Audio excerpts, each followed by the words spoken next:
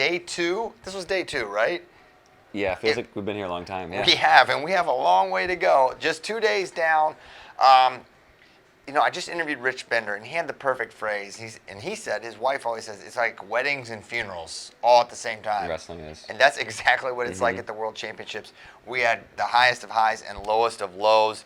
Let's start with the highs. Zahed Valencia is not just a world champion. He was a dominant world champion, outscoring the world 49-0. Kozak, what more can you say about the performance we saw from Zahed?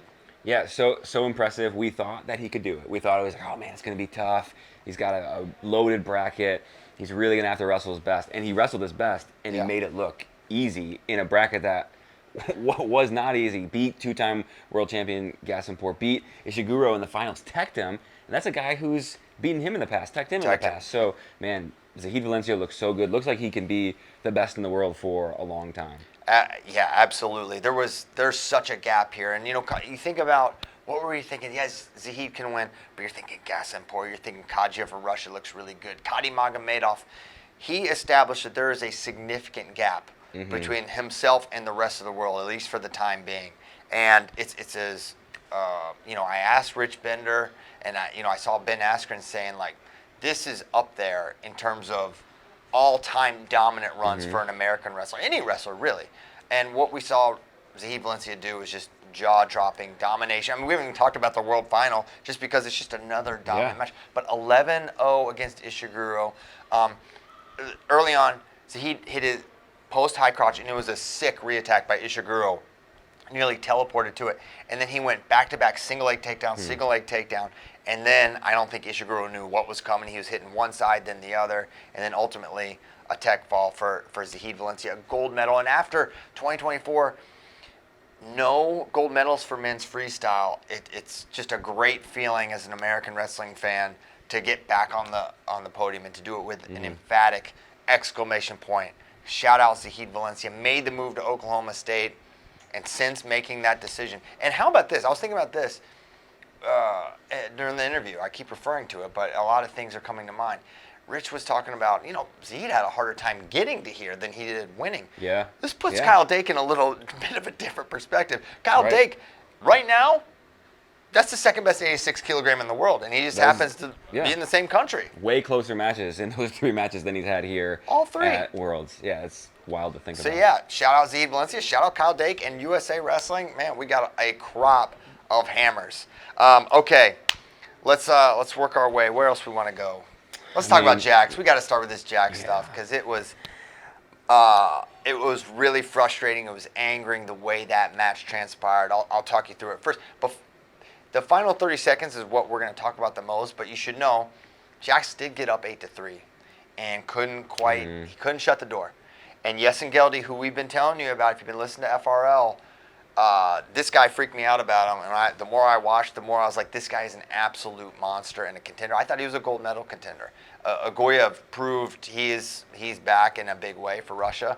But we thought this was going to be a very difficult match for Jax. And it certainly was. But Jax was winning. A couple big exchanges, and just like that, it's close. And then all of a sudden, it's 9-8 Yesen Geldy after a couple of exchanges with exposures. And Jax is not going to stop being Jax. He's going to wrestle through positions. And I think that did bite him a little bit. Definitely a lesson to be learned there. But getting to the point finally. 9-8, 30 seconds left. 9-8, 30 seconds to go. Yep. Jax is coming at him. Yesen Geldy is evading. Yesen Geldy clearly grabs the singlet. And it was on a Jax. Jax was attempting to slide by, trying to score. Okay, that's important. That's an important detail. Jax is trying to score, and he pulls the singlet. The official notices it. Okay, so this is obvious. The official is demonstrative and even says that you can listen. And he says it's a singlet. Okay, in that scenario, if you're the defending wrestler and you pull the singlet, it should not be an attention. It's an automatic caution in one. That is in the rule book. That is the application. That is not gray. That is black and white how it is to be called. They went attention. That was a mistake. Go to the Jax Forest corner. Coach Zoe is hitting the challenge button. This is on video. The challenge button was not working. At no point was it working. He could not get it to work. He told the judge it wasn't working. He picked it up and was hitting it. The challenge button did not work. Zoe was not able to challenge. This is a huge problem. The match continues. Okay, it's not over. Jax continues to pursue. They stop it again. They hit him for attention, Yesengelde, for the second time. It was at like 10 seconds. 10 seconds You can to see go. Zoe in the background too. He's still talking to him and the Bill are judge. going back and forth. He's talking Yeah. to the judge. It's calamity. Okay? And then they start again. So that's 2 attentions already in about a 10-second span. Then they wrestle some more. They're blocked off. I'm not sure what the call exactly was, but they hit him for another time, and they go caution and 1 against Yesengelde. This puts Jax in the lead 9-9 With by 3 criteria. seconds left. With 3 seconds left. They wrestle the match to conclusion. After there's a stoppage when you award a caution and 1. The match stops. Then you restart it. They finish the match. Jax Force, World Bronze, not so fast. Challenge from Kazakhstan. They look at it. Should they look at it? Should they, after the match is over, you're supposed to challenge within a timely fashion. And here nor there, they look at it, and they determine no caution in 1, and it's back to a 1-point lead. With 3 seconds with left. With 3 yeah. seconds left for Yesengelde. He wins the match. And so mistakes abound. From a process standpoint, from a technological standpoint, and that's the point I'm trying to make, is that these were mistakes. Okay, your mind, your imagination can run wild, and you think other things are going on. Ultimately, there's a technological error with a button not working. That's not good. I think they should consider they need to have something physical as a contingency. If that happens, we want to rely on technology to do things better. But you can't have something like that where you can't make a call. Where you can't challenge a call. And I think that was a mistake, and I think the way the singlet pull was called was a mistake, and I think waiving the caution in 1, if there was ever a time for a caution in 1, it was there. Mm-hmm. And so where are we right now? Rich Bender, and the reason I interviewed Rich Bender is because I wanted to know what USA Wrestling was doing, and I learned they filed an official protest with United World Wrestling. It is being reviewed. We will have some sort of determination tomorrow morning, and we're going to learn all about what the findings are. Now, the reality is, what can they really do? You can't say he won, probably. You can't take a gold or a bronze medal away from Yesengelde, No, no, you can't probably do that. Do you award a 3rd bronze medal? That would certainly be unprecedented. But more than anything, the mistake has to be acknowledged, right? And that's important. And I think that's what will happen. I think that's the right thing to happen. For Jax Force, it's a tough lesson, right? You can talk about the final 30 seconds. I think Jax Force won that match fair and square. But at this level, you gotta protect the lead. And that was a theme for Jax and David Carr today. David Carr up 5-1 on Sherman Valiev, who afterwards knocked off Zarbek Sidikov. The last second, Sidikov, a goat. Sidikov has never lost at a World or Olympic Championships. Until today in this room. History. Okay, so for David Carr, he looks amazing early.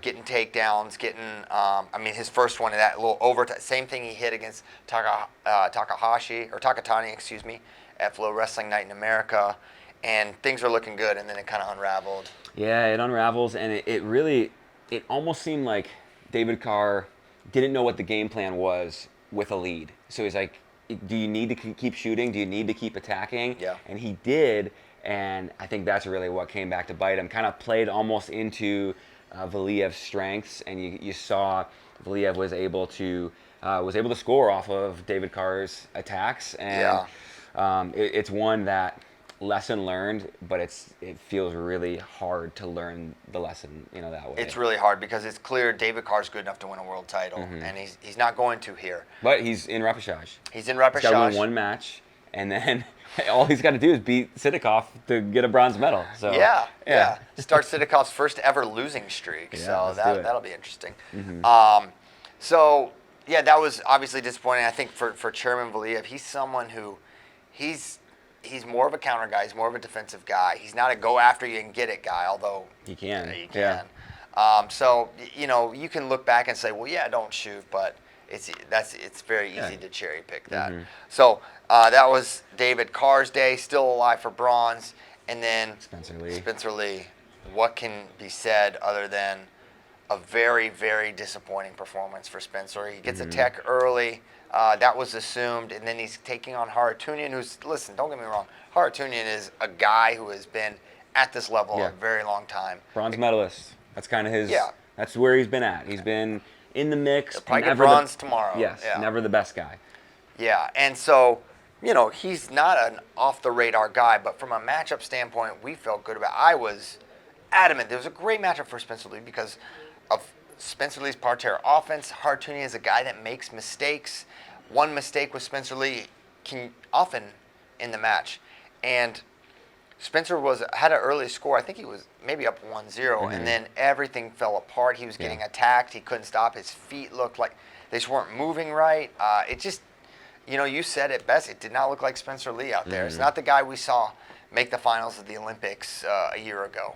Certainly not. And so the reasons for that, I don't know, but he wasn't good enough today to bring home a medal. And it's for Team USA in the team race we're in right now. There's a few things you look at and you think about, man, Spencer Lee, if he's, we're not going to get hardly any points at 57. We're not going to get points at 125. Those were not scenarios we thought were possible, and it just shows you just how tough it is. And that's what makes me come back to Zahed Valencia. Look how hard it was for Spencer Lee. Look how hard it was for Jack Force to get a bronze, and Zahed Valencia just killed everybody.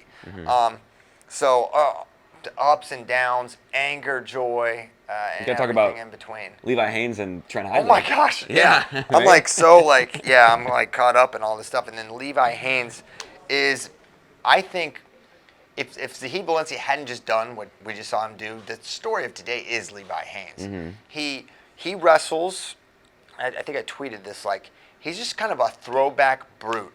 Insane pressure in the hand fight, very technical in the hand fight, moving guys. I mean, he made Usmanov absolutely miserable. He hated his life. He hated that match, and ultimately 2 shot clock points for Usmanov, and Levi Haynes just fought, and he had to create that opening, left, right on the single leg, backside finish, gets the right knee to hit for the takedown right as time is expiring. It was just like a storybook finish, and that's against a dominant world champion, a guy who we were saying this is probably one of the bigger favorites to win a title. Yeah, for me, I'm like, okay, Levi Haynes can beat almost everyone in the bracket. I don't know if he can beat Usmanov, and then he goes out and he does it, and then he makes the finals against the Mongolian, and really, it's just wrestles are such a smart match. Yes. Very disciplined, kind of sticks to his strength, doesn't wrestle outside of himself, and which it's like, man, first time at a senior world championship, still only 21 years old, still in college. It almost feels like he shouldn't be wrestling with that kind of wisdom, right? But man, so impressed with that Haynes. second period against Mongolia, it feels like he just knows the points are going to be there in that second period. Yeah, doesn't panic. All his hand, it's like, it's not just hand fighting, it's pressure, it's a lot of level change. He just makes you work really, really hard, and not all of them have 6 minutes of hard work. Talk about his finals matchup. He's got Kugi from Greece. This dude's sick. He wrestled. Levi Haynes wrestled him in July and lost. Kind of a weird match. Got in some different positions that we don't normally see Levi Haynes in, and where he's tricky to finish on, and so I'm sure he's going to be ready for him. Remember what we said after that match? We're glad he had that experience, because Kugi is like a very European feel, very funky, very really good hips. This is a guy that gave Kyle Dake a very tough match. He's beaten. I think he beat Kadi Magomedov. He beat Nakoti. He beat Nakoti. This guy he's awesome. He's awesome, and there's no doubt that Kugi Metsidis is the best guy Levi Haynes will have wrestled in this tournament. I think that's clear after what we've seen from everyone else. So he's going to have to be at his best, but I love that he's had the experience of wrestling. He didn't get outclassed. He wasn't killed. It was like 1 or 2 little positions. Yeah. 1 or 2 positions. So we love it for Levi Haynes. And, with Spencer failing to place, we needed that counterbalance. And Levi Haynes, how about how he performed and Yeah. really stepped in there when we needed him. And then Trent Hidley raising the roof every step of the way. What domination. I mean, you want to talk about a brute, Trent Hidley. Dude, and yeah, his match in the semifinals against Osman Nurmagomedov, that guy's a world silver medalist, beat Zahed Valencia at Worlds 2 years ago, and Trent just broke him. Ended up getting the tech fall at the end. I think it was 15-4. Trent has been dominant in a different way. Like Zahed is, slick takedowns, Speed. Speed. Trent Hidley is he's gonna break you, and he's gonna do it with his underhook. He's gonna do it with his hand fighting. But he's also, the way that he's wrestling, best he's wrestled in his career, just continues to impress me. And I think he's the favorite in the finals against Gaji Magomedov, who Mike Machiavello beat. Just beat. Yeah, just whatever, a month or two ago. So, but Gaji Magomedov's wrestling pretty good too. He's wrestling well. Yeah.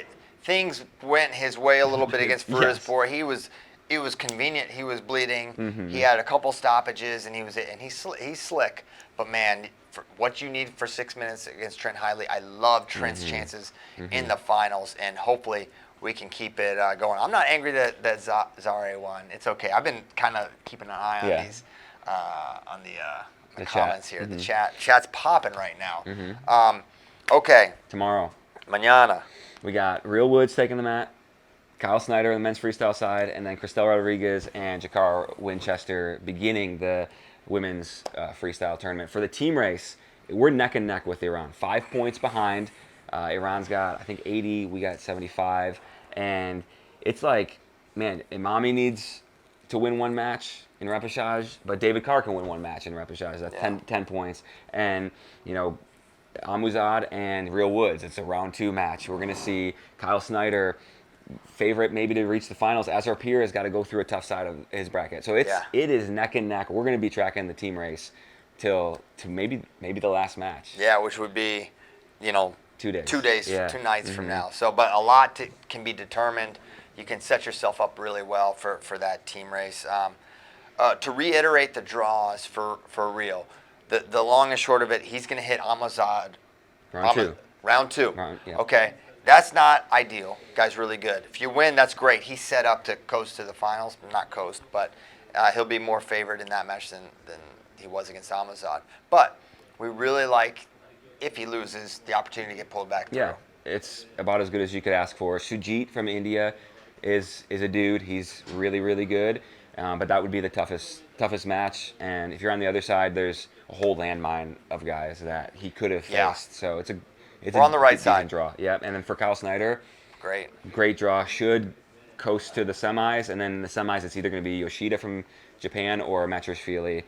Tough match in the semis, but believe in Kyle Snyder. I do as well, and so excited to see what they can do. And then give us a quick sense of the draw for Jakar and Cristel. Jakar and Cristel, they're opposite Japan in the bracket, so that's kind of always what you look for in women's freestyle. Their first matches will be against accomplished age level wrestlers. So Liang for Jakar Winchester has medaled at age level world championships in the past. And then Cristel Rodriguez, who is a U20 world champion in her own right, she could face a couple of age-level world medalists, either in Anna from Romania or Liang from China. Different Liang, same last name. So yeah, it's gonna be tough early, but winnable matches depending on how well they wrestle. Yeah, exciting. Wishing for. I'm reading some of the comments here. Another one asking for a breakdown of the Jax match. We just did. I'm going to publish this. We're going to stop this right now, or you can watch the video. Connor's going to post it on all our channels. So thank you guys so much. Yes, there is a lot of parity at the World Championships. I could answer these all day, but we got to go. It's really late here. We got to get all these videos up so you can watch them. Thanks so much. We'll see you tomorrow. Thanks. I already said that. Goodbye.